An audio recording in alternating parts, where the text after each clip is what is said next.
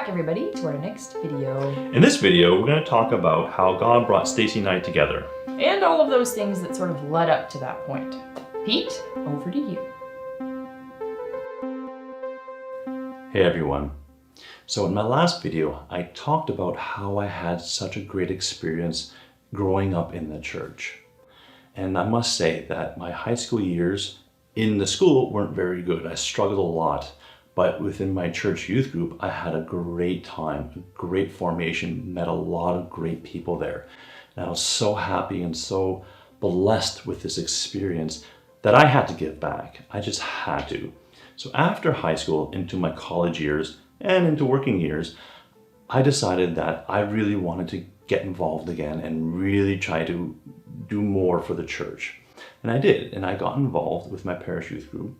And I got involved with the core team and the leadership team and really tried to give as much back as I could to the church.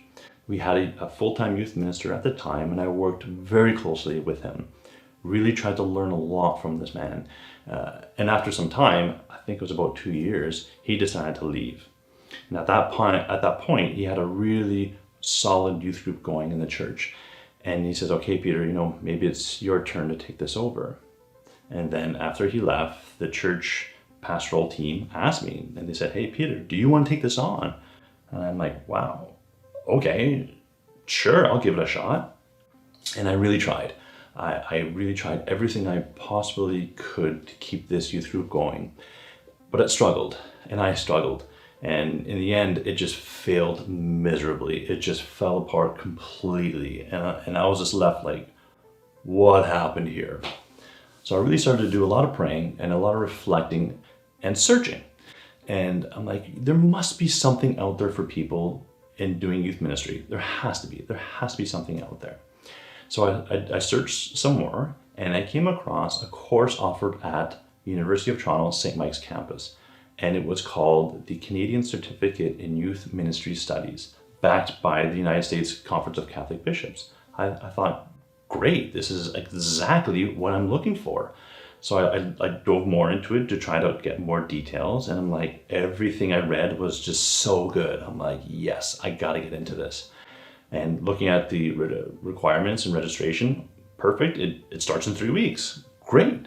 So I signed up, paid my dues, and got all ready for the course. And these were weekend courses, they're not weekday full-time, it was weekend courses. So on the first weekend, I get there and I'm registering, and I happen to see a friend there. And I'm like, hey, how's it going? He's like, hey, you're taking this course? I'm like, yeah. So it was really great to have a friend go through this course with me. And the second weekend is where I met a young lady by the name of Stacey. And she was in this course because she wanted to further her youth ministry studies as well.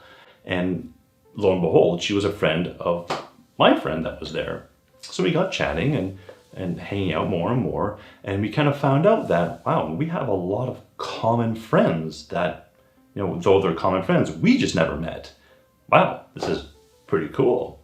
So we hung out more and more, and we more and more got involved in other youth ministry programs together. And then as we started to get involved in others, we joined other core teams and tried to really learn more about youth ministry and where God's leading us into youth ministry.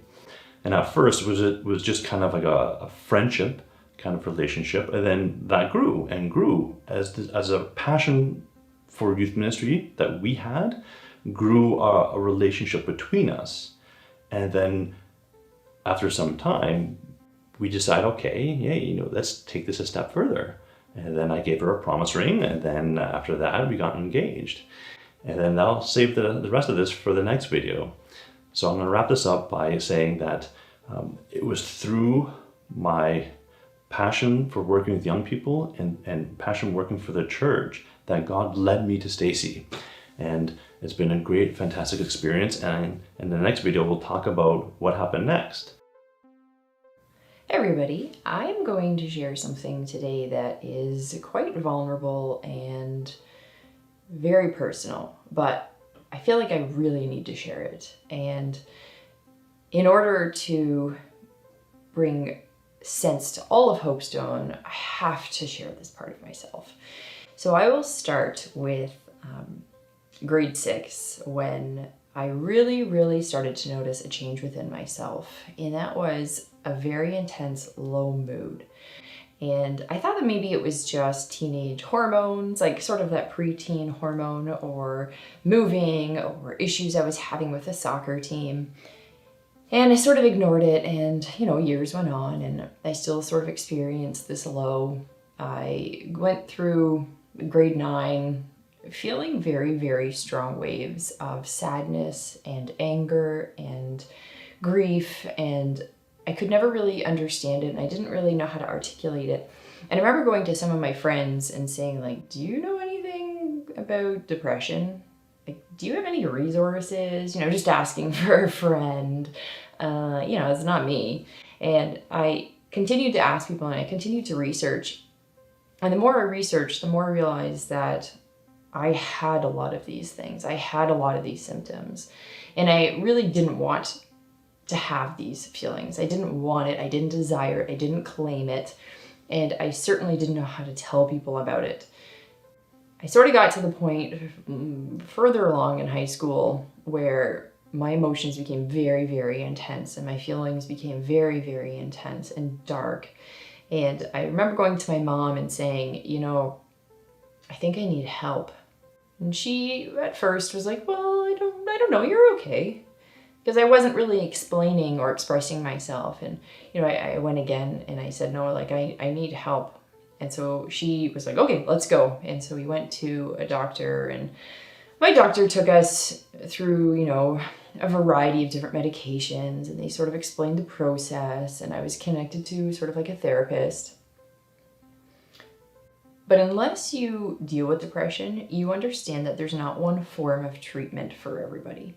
So the person that I was seeing was not helpful. They misdiagnosed me, and I was at one point, I was on about 4 different medications, and it wasn't helping. It was making things worse. It was making me more numb. It was making me dislike myself more and more. And it was scary. It was very scary. And God bless my best friend, because she doesn't deal with depression, but man, she knew how to hold me and keep me from drowning many, many times. And that was a friend within the church. The secular world, people I was going to high school, aside from one person who I'm still friends with, would say, like, you're being dramatic. You're so intense. Why can't you just be happy? Why can't you just be joyful? Like, why can't you just let things go? But it's not that simple. I think that people misunderstand depression as one thing where really it's debilitating. You look lazy, but really it's you can't get out of bed. You look like you don't want to put things away, but you can't even process that those things are in the room. You lose yourself so much. And I must admit, I lost myself so much in high school. It affected my grades. It affected my friendships, my relationships. I was really struggling. And I'm not sure that even the closest people to me understood that, because it is very high. It's very easy to hide these emotions. It's very easy to say, oh no, I'm totally fine. I'm smiling. And people are like, oh, okay, all right. And when I got to grade 12, it's probably one of my darkest times. I had been in a relationship, and that person broke up with me to date one of my friends. And, that was really painful for me to have to see that. And that was sort of my last tipping point where I felt really, really bad and really, really lost. And around that time, my best friend said, I'm going to go on a course for youth ministry. I'm going to go to Toronto, and I'm going to look at this course, and I'm going to train to be a proper youth minister. And my thought was, I'm going to go because you're going to Toronto, and it'd be a fun weekend. I don't want to be youth minister. I mean, I like youth ministry, but I don't want to be youth minister. But let's go. So, we went, and obviously this is where I met Pete. And Pete and I started hanging out more and more, because we had mutual friends, and we didn't really realize that. And anyways, we started hanging out outside of them, and we became really, really close friends. And at one point I felt like, wow, this is like a really nice friendship. And Pete came to me and he said, I think we should date.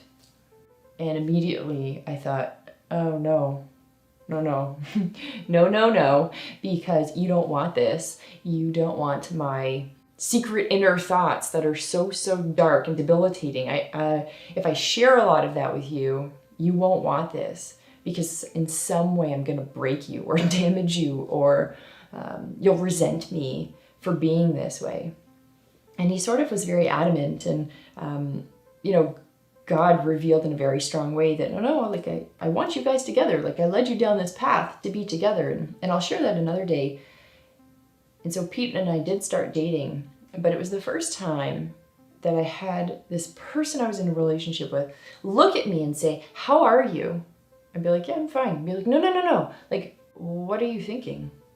What are you feeling? I'm like, "I'm okay."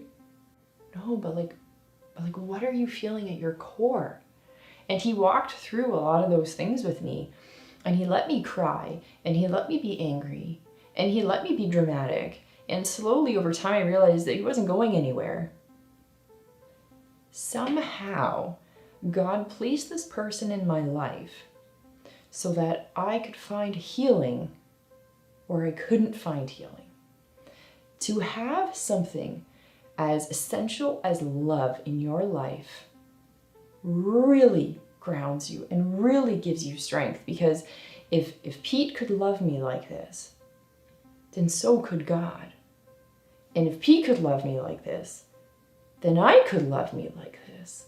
And it was that pathway that brought me to understand that God does not give us these burdens and these trials necessarily for ourselves, but actually for somebody in the future. And so I look at my life now, and I have seen thousands of teens who are dealing with depression and anxiety. And I can say, I understand, because I understand. And unless you've really gone through a very dark period in your life of depression, you don't really understand, and that's okay. But to find love in that way changed me, and it changed my entire mission, because the what ifs of if I had not met Pete are scary. But because God had brought him into my life, he set me on the right path, and he said, no, I'm bringing you together to make you whole.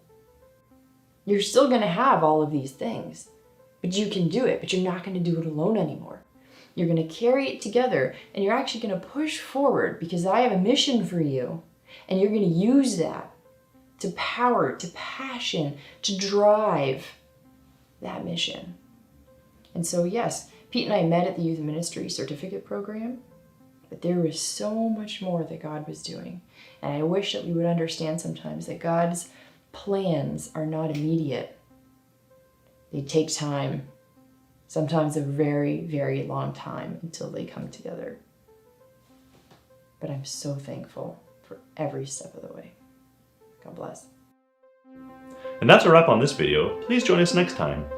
We're going to look at how certain struggles and difficulties actually gave life to HopeStone.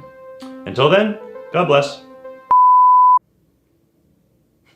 Is it me? No. It's you, right? Oh.